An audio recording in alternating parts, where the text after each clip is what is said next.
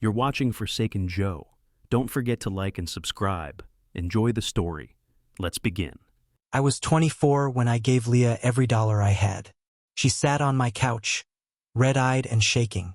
Her parents had just been killed by a drunk driver outside Tulsa. She was 22, alone, and said law school was off the table now. Couldn't afford it. No family left. No help coming. I didn't think twice. I drove to the bank the next morning and emptied the account I'd spent 8 years building. That was the money I'd saved to buy a new planer, maybe expand the shop. Gone in one morning. For her. My name's Dennis. I'm 53 now. I live in Bedford, Indiana, and I run a custom woodshop that I built with my own 2 hands. I learned woodworking from my grandpa when I was 16. He had this little shed out back with a busted miter saw and a bench older than I was. I started with scraps, learned patience fast. I worked construction jobs during the day, and every spare cent went into tools and lumber. Before we get deep into it, quick note. While you're listening, tell us which country you're watching from. I didn't grow up with much. Just me and my mom after Dad walked out. No college. No real connections. Just work and more work. I bought that shop space behind the gas station when I was 25. Rotted floors, no insulation. I fixed it all. Nights, weekends, holidays, I put in the hours. Then came that Kansas Expo. I was there to show a handmade armoire, oak, dovetail joints, no nails. Leah walked by my booth in a navy skirt suit, heels clicking on the tile, asked if I had a card. Said she liked men who work with their hands. I remember she smiled wide and held my eyes a little longer than necessary. We started texting. Met again months later in St. Louis. She drove down to Indiana that fall. We hiked, drank beer on my porch, laughed until 2 in the morning. I never met anyone like her. Smart, funny, no bullshit. She made me feel like I wasn't just some blue-collar guy playing pretend businessman. When she lost her parents, it gutted her. She curled into herself. The spark dimmed. That's when I gave her the money. No contracts. No strings. Just trust. She said she'd pay me back. I said, forget it. Just finish school. I figured we were a team. Her dreams, my hands. Build something together. What would you have done in my shoes? Save the money, or give it all away for love? Drop your answer in the comments. And don't forget to like and subscribe for more real-life stories like this. Leah finished school and moved in right after graduation. She rolled up in a beat-up Civic packed to the roof, still wearing her cap and gown when she pulled into my driveway. She smiled like hell, ran up, and hugged me so tight I couldn't breathe. She got a job at a small law firm in Bloomington a couple weeks later. Not flashy, but steady. I remember how proud she looked walking out the door every morning in her pencil skirts and heels, clutching her coffee like it was armor. I kiss her goodbye, then head to the shop. We found a rhythm. She handled paperwork for my shop sometimes, taxes, contracts, client calls. Said she liked helping. Said she liked being part of something real. We didn't fight much. I mean, yeah, she got snappy when she was stressed, and I'd shut down when I was tired, but nothing serious. We worked through it. That's what I thought. Anyway, about a year in, we took a weekend trip down to Red River Gorge. Camped 2 nights, hiked all day. She was quiet that morning, real focused on her steps, kept checking her phone like she was timing something. I didn't get it until we hit the lookout point. Giant rock face, wind blowing like crazy. That's when she pulled out a little black box and said, I can't imagine my life without you. So, marry me? I laughed. She laughed. Then I said yes. We had a small wedding 6 months later. Backyard setup. Just a rented tent, folding chairs, a cheap Bluetooth speaker, and pulled pork from my buddy's smoker. Nothing fancy, but everyone danced, and no one left hungry. Years passed faster than I ever expected. Leah kept climbing at the firm. Got promoted twice by the time she turned 30. I kept expanding the shop, took on apprentices, started landing commercial contracts. We bought a 2-story place on the edge of town with a fenced yard and enough space to breathe.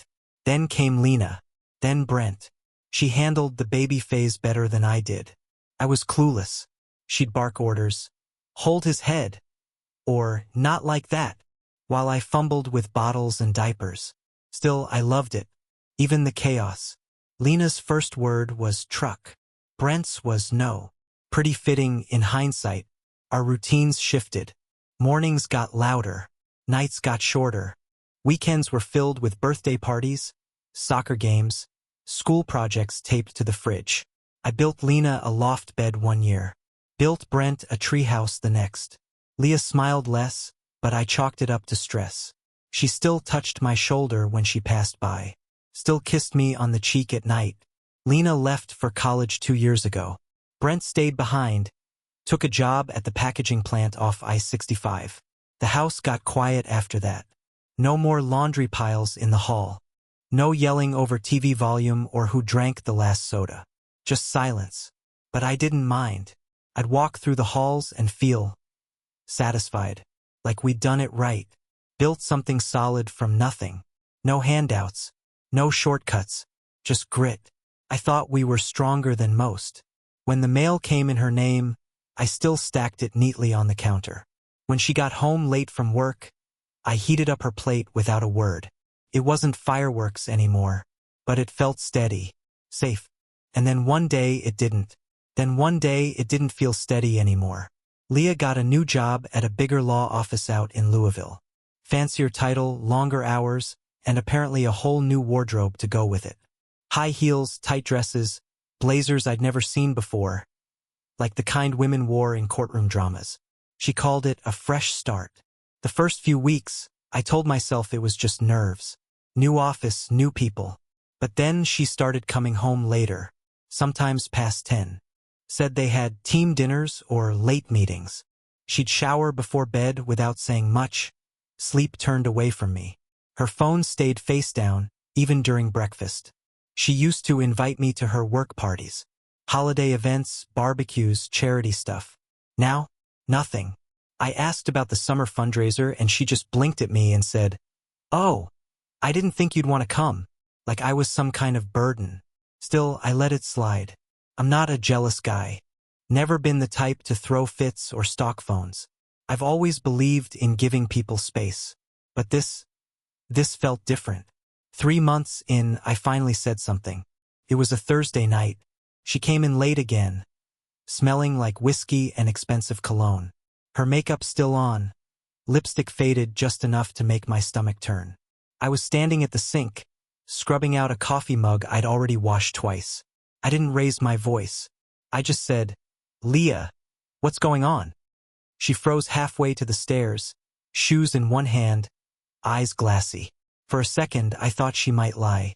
Then she sighed loud, like I'd ruined her night, and walked over to the table. "I'm seeing someone," she said. Just like that. I stared at her.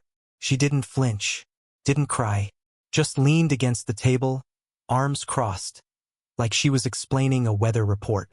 "Who?" I asked, even though I already knew. "My boss, Conrad."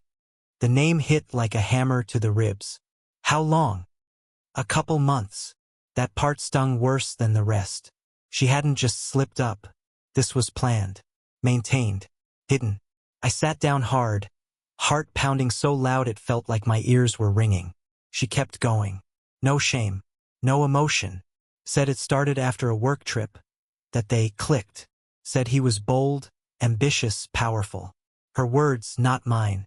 I asked, "What about us? What the hell have I been doing here all these years?" She didn't answer. I stood up, walked past her, grabbed my keys and left. No yelling, no begging, just silence and my boots hitting the porch steps.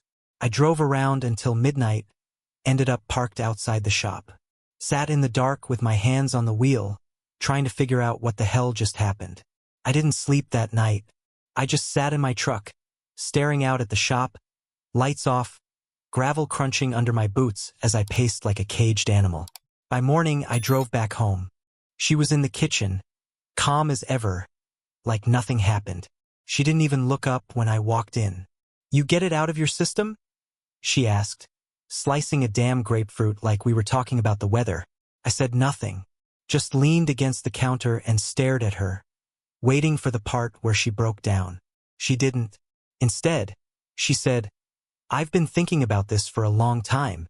I asked, what does that even mean? She dropped the knife, turned toward me and said it straight, like it was some courtroom closing statement she'd rehearsed. You haven't changed, Dennis. You're still the same woodshop guy I met in a dusty expo hall.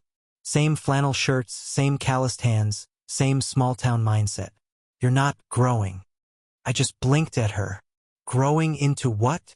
Someone with presence, she said. Someone who leads, who commands a room. You're not that guy. I laughed, bitter and hard. You mean your boss, Conrad? She didn't deny it. You're chasing a fantasy, I said. I gave you everything, law school, the house, the freedom to build your career. And now I'm too boring? Too soft? Her eyes narrowed. You're agreeable, Dennis. Too agreeable. You never challenge anything. You just work, nod, and go along with whatever life hands you. That's not strength. That's survival. I took a step closer. You survived because of me. She rolled her eyes. You're not the man I want anymore. Then why'd you marry me? Because I thought you'd change. I thought eventually you'd grow into something more. I stared at her like I didn't even recognize the woman in front of me. You needed me when you were broke, when your world fell apart, I said. I was good enough to save you, but not good enough to stay with. She crossed her arms. I want a divorce. I stepped back. My chest burned like someone lit a match behind my ribs. And I'm warning you now, she added. I'm not walking away empty-handed. Half the shop is mine. The house. The savings. You're insane, I said. That shop? I built that with my hands before you ever stepped foot in Indiana. You used our money to grow it. I handled your books. I kept it legal. That gives me a claim. And Conrad's already connected me with someone, top-tier divorce attorney out of Louisville. You want to fight this? I'll bury you. She turned and picked up her grapefruit again like it was settled. I could barely speak. My jaw locked. My fists clenched so tight my knuckles cracked. You're seriously gonna try to destroy everything I built? I said. Over what? A crush on your boss? Her voice went cold. He's not a crush. He's a man. That one stuck. I felt it hit, but I didn't flinch. I gave you everything, I said. And now I'm taking it back, she replied. She stood there in the kitchen like she'd just dropped the mic, picked up her grapefruit again like we weren't even having a conversation. I didn't say another word. I grabbed my coat and walked out, drove to the shop. My hands were shaking the whole way, but I kept the wheel straight. I didn't know what came next. I just knew I had to stay calm. Let her think I was folding. Next morning, I came back early, around 6. She was already on the phone, sitting in the living room in her silk robe, hair still wet, legs crossed like she didn't have a damn thing to worry about. She didn't see me at first. Yeah, she said, all soft and fake sweet. He knows now. He didn't yell or anything, just walked out. It went perfect. My blood ran hot, but I stayed quiet. She laughed lightly. No, I don't think he's gonna be a problem. He doesn't have it in him. That's when I stepped forward. She jumped, turned, eyes wide, but only for a second. She covered the phone with her hand. It's work, she said. I said nothing, just stood there long enough to make her nervous. Then I walked out again. I went to the back porch and listened. She thought I was gone. He's not gonna fight it, she whispered into the phone. You were right, he's too passive. He just stood there, didn't even defend himself. Then I heard the name. Thanks, Conrad. I mean it. I was scared he'd explode or something. But no, just silence. Just defeat. There was a pause, and her voice dropped lower. Okay. Yeah. I'll bring the papers home tonight. Just make sure it's all bulletproof. I want the shop, the accounts, everything. No mistakes. Another pause. Restraining order? Seriously? She laughed again. You really think he's a threat? Then she giggled like a damn schoolgirl. Fine. Whatever. You're the expert. I'll play it your way.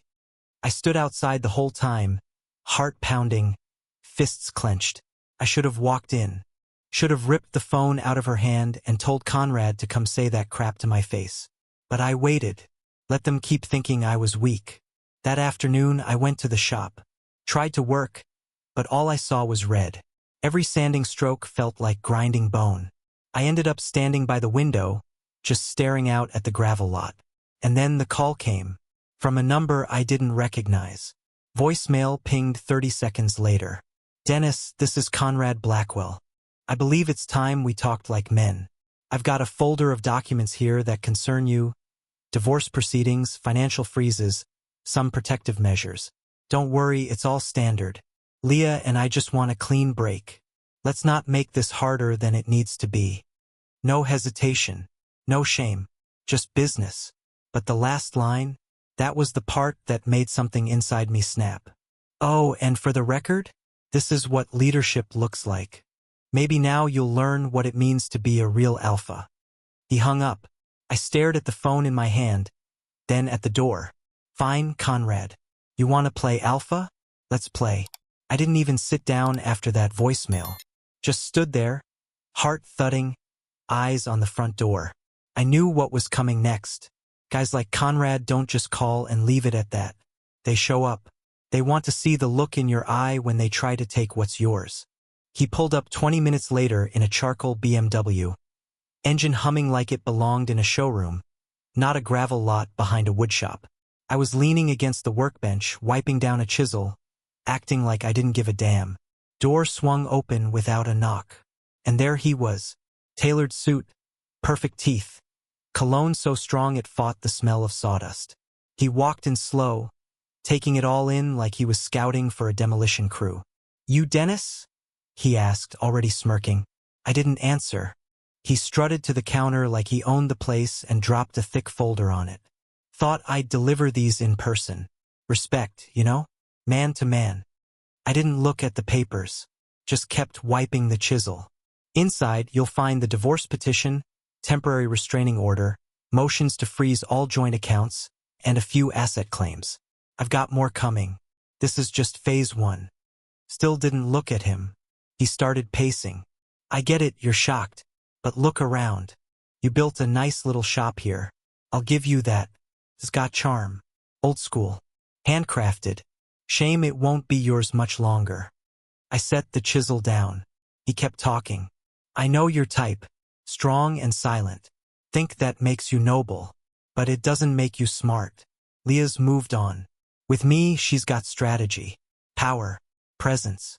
You've got dust and pride." He leaned in close, like he was daring me to flinch. "I'm the one who leads now. I'm the one who makes things happen. You're just the guy we had to clear out of the way." I took one step forward. "You done?" I asked. He opened his mouth again. Didn't get the chance. I drove my fist straight into his jaw.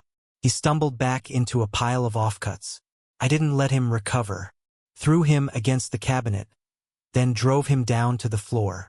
He hit the ground and looked disoriented. I grabbed his collar and lifted him enough to meet my eyes. "You want to talk about alpha?" I growled. "This is what leadership looks like." He tried to speak. I cut him off with another hit. He doubled over, coughing, and I let him crawl halfway to the door before kicking his folder of legal garbage after him. "Take that paperwork," I said, "and shove it up your suit-wrapped ass." He didn't respond, just stumbled out, beaten and humiliated. I watched from the doorway as he crawled back into that fancy car, shaking hands, fumbling with the keys. Then I turned around, shut the door behind me, and picked up my chisel. Back to work. I didn't sleep that night either. Just sat on my porch with a beer in one hand and Conrad's blood still dried on my knuckles. I figured he'd run straight to the cops, file a report, send some squad car to drag me off. But nothing came. No knock on the door. No flashing lights. Around midnight, Leah called him. She was in the kitchen, pacing in socks, whispering hard into her phone. "I heard what happened. Are you okay?" She paused, nodding fast. "Oh my God. Who did this to you?" I stepped into the hallway just in time to hear the next part. "They said it was a hit and run? In a parking lot?" Her voice cracked a little. "What do you mean you're not pressing charges?"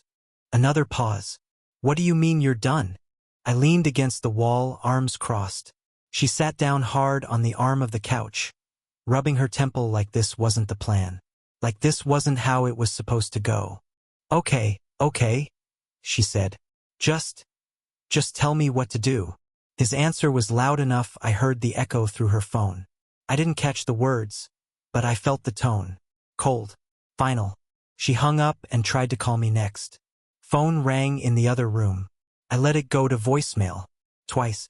She sent a text. Can we talk? Then another. Please don't do anything crazy. I didn't answer. Just took another sip of beer and opened my laptop. By morning, I'd done exactly what she thought I wouldn't. Changed all the locks. Froze the joint accounts. Pulled the cash from the business. Switched passwords. Transferred the title of every piece of equipment I owned under the LLC I started in my name alone. When she came home from work, she stood on the porch for 10 minutes, pounding the door like it owed her something. Dennis, what the hell? I watched through the peephole and didn't say a word. She tried the garage next, then the back door. Nothing. She called again, sent more texts, threatened to call the police. I didn't respond. Eventually she gave up, got in her car, and peeled out like a teenager throwing a tantrum. That night she slept at her sister's place in Evansville. I knew because her sister left a voicemail asking if Leah could come back, just for a few days. Said she was having a rough time and didn't have anywhere else to go. I didn't reply to that either. Let her sit in it. Let her feel what it's like to lose everything in a blink. The next morning, Leah got in her car and drove straight to Louisville. I knew because her location was still turned on in the family app. She must have forgotten to shut it off. She went straight to the hospital. Conrad was taken to the hospital, and the doctors said he'd suffered serious injuries. Nothing life-threatening, but enough to knock the arrogance out of him for a few days. She marched into his room like she still had leverage. Conrad, she said, we need to talk. He barely looked at her, black eye, swollen lip, for in his arm. He waved a hand weakly like she was interrupting his peace. I need a lawyer, she started. We've got to hit Dennis hard before he buries me legally. He blinked slow, then said, no. She frowned. What do you mean, no? I mean, I'm not helping you. She stepped closer. You promised. I promised a lot of things before I ended up face down in a pile of wood shavings. He snapped. Plans change. Conrad, come on, she said, voice cracking. He locked me out of everything. Bank's empty. Cards are declined. I have nothing. We were supposed to do this together. He looked at her for a long second. You really thought I'd go to war with a guy like that? He said. You told me he was soft, passive, but he walked right through me like I was nothing. She tried again. We just need to regroup. No, I'm cutting ties, Leah. You're fired. Her jaw dropped. You're not serious. As a heart attack, he muttered, adjusting the pillow behind his head. HR's handling it today. Don't come back to the office. She started to cry right there by his bedside. Conrad, please. You don't understand. I gave up everything for you. No, he said, voice sharp now. You gave up everything for yourself. You thought you could trade up, upgrade husbands, get a bigger house and a better name on your Christmas cards. That's not fair. He laughed, winced from the pain, and shook his head. Dennis is 10 times the man I am. He didn't even finish high school, and he still beat me without breaking a sweat. She wiped her nose with her sleeve, desperate. So that's it? You're just walking away? Leah, he said, eyes cold. You made your bed. Lie in it. And with that, he hit the nurse button and turned his face toward the window. She stood there frozen, like her world just cracked open. Then she walked out. Alone, broke, and burned from both ends. It was 3 days later. I was driving back from a delivery run in Martinsville, just cruising down the highway when I saw her. Leah, standing on the shoulder in heels and a wrinkled blouse, one hand shielding her face from the sun, the other dangling a purse that looked damn near empty. Her car was parked crooked behind her, hazard lights blinking. I pulled over. She didn't wave me down, didn't even look surprised. Just stood there, arms folded, eyes glassy like the weight had finally settled. I rolled the window down. "You out of gas?" She nodded once. I unlocked the door. "Get in." She slid into the passenger seat without a word. Didn't smell like perfume this time, just sweat and nerves. Hair tied up sloppy, hands shaking in her lap. I drove in silence for a while. No radio, no small talk. We hit a stretch of road lined with cornfields. Nothing but dry wind and dust. That's when I spoke. "Here's how it's gonna go." She didn't answer, just stared straight ahead. "No alimony, no claim on the shop, no fight over anything. Everything I gave you, you give back." She blinked hard but didn't argue. "You can file the divorce or I will. Doesn't matter. You can see the kids if they want. I'm not getting in the way of that. But you and me? We're done. Still nothing. I'm not dragging this out. No court battle. No drama. You walk away clean, but you walk away with nothing." Her throat moved like she wanted to speak, but her mouth stayed shut. I glanced over. Pale, quiet, defeated. The same woman who once threw a grapefruit at the wall and said she'd bury me was now sitting in my truck like a ghost of herself. "You agree?" I asked. She nodded. "Say it." "I agree," she said, barely audible. We pulled into the gas station just outside Powley. I didn't offer to fill her car. Just dropped her off under the awning, handed her a 20 from my glove box, and waited until she stepped out. Before she closed the door, she looked back like she wanted to say something. I didn't give her the chance. I pulled away without looking back, just like she had the night she chose him over me. 5 days later, the envelope came. Plain, no return address, just my name in neat handwriting. Inside were the signed divorce papers. No extras, no demands, just her signature, clean and final. I filed it the next morning. 3 months later, I stood in line at the courthouse, handed over the last form, and walked out a single man. It was quiet after that. Not peaceful, at least not right away. Just quiet. I got up, went to work, came home, and did it again. The house still smelled like her shampoo in the upstairs bathroom. I boxed up her things, dropped them at her sister's. No note, no goodbye. I didn't hear from her again. Lena came home for spring break and asked what happened. I told her the truth, simple and straight. She sat on the porch with me for an hour, didn't say much, just nodded, then hugged me like she used to when she was little. Brent didn't say a word about it, but he started coming by the shop more, helping out, bringing burgers, watching me work. I didn't realize how much I missed that. Some nights I still think about Leah, not in a hopeful way, more like remembering a fire after the smoke clears. I gave her everything I had, my money, my trust, my loyalty, and she torched it without blinking. Do I regret it? Yeah. I regret trusting someone who used my love like a tool, who saw my patience as weakness, who mistook quiet strength for emptiness. Will I ever marry again? Doubt it. Not because I'm bitter. Just, I've already built the house, raised the kids, fought the war. I'm tired. What I have now is simple. I've got my shop, my name on the door, my pride in every beam and joint I cut. Let the world chase its fake alpha males in suits and Bluetooth headsets. I don't need to prove anything. I know exactly who the hell I am.